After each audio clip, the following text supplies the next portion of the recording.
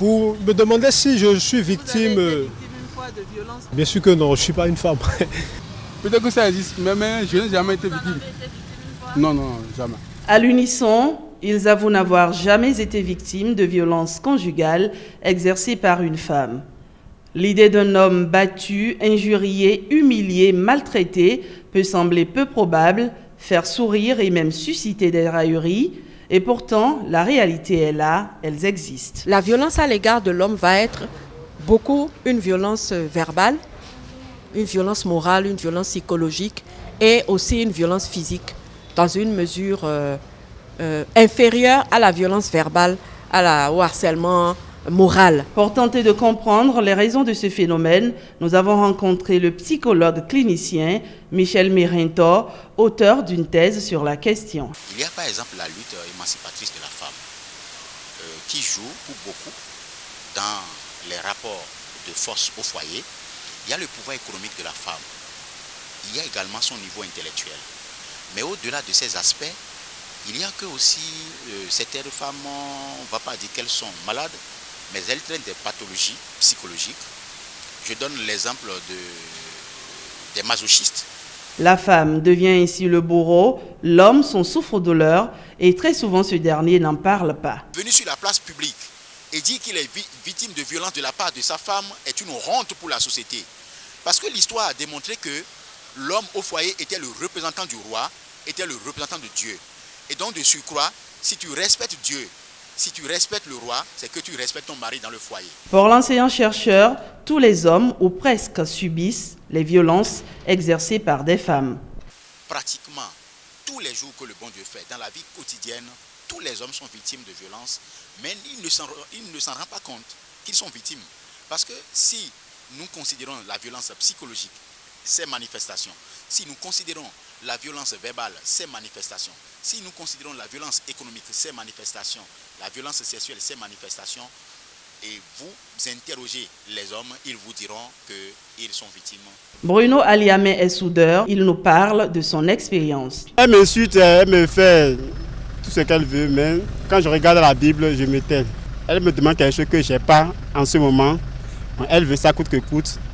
Donc elle me lance des propos malsains. Comme lui, de nombreux hommes en sont victimes.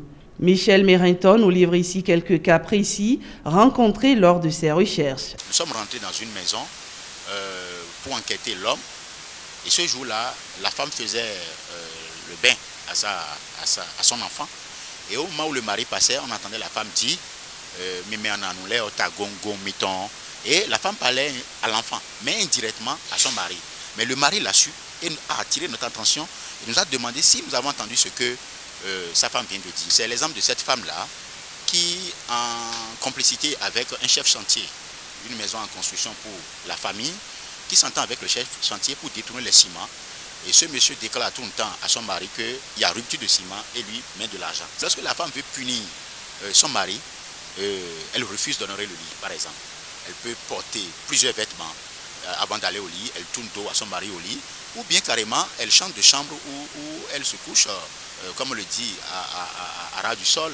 Yvette Adjavon d'Almeida, elle, semble comprendre cette attitude des femmes. Il faut qu'on joue, nous aussi nous disons assez, mais ce n'est pas la bonne manière, mais quand même quand ça arrive là, moi je soutiens quand même. Une violence psychologique n'est pas visible à l'œil nu, d'où un réel traumatisme pour les victimes. On voit d'abord en première ligne la détresse psychologique, l'anxiété, la dépression. Pas d'aide, pas de structure à qui se confier, également pas de loi spécifique à ce sujet.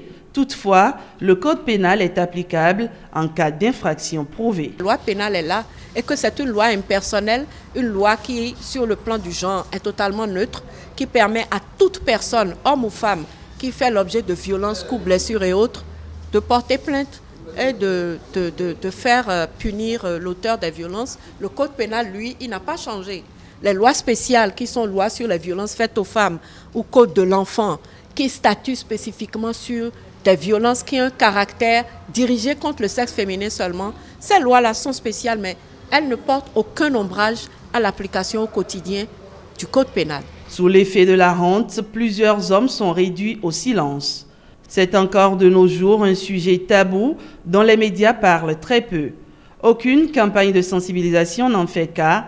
Les statistiques sont muettes. Une autre forme de discrimination, peut-être, mais n'est-ce pas là une réelle inversion de rôle, le sexe dit faible prenant parfois le dessus?